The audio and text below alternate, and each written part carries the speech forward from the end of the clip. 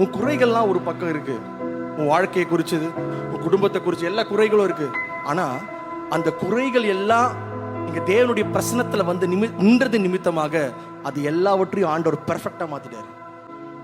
எல்லா குறைகளையும் தராசுல வைக்கும் போது கீழே இருக்கும். அப்படியே ஐயோ இது ரொம்ப கீழே இருக்குங்க, இது எப்படிங்க கொடுப்பீங்க?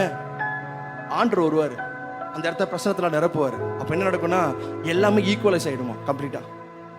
அதே மாதிரி ஆண்டவர் அவருடைய பிரசனத்துல நம்ம எல்லாரையுமே பூர்ணமாக்கி கொண்டு இருக்கிறார். எத்தனை பேர் விசுவாசிக்கிறீங்க?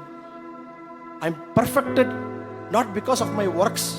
என்னுடைய கிரியைகள்னால நான் பூர்ணப்படலை, ஆனா அவர் எனக்காக செஞ்ச கிரியை நிமித்தமாக அவர் இந்த இடத்துல நின்று கொண்டிருக்கிறதுனால, அவருடைய பிரசனம் நிரப்பி கொண்டிருக்கிறதுனால நான் பூர்ணப்பட்டிருக்கிறேன். எல்லா குறைகளையும் ஆண்டவர் வந்து அவருக்குள்ள நிறைவாக்கிட்டார். He justified.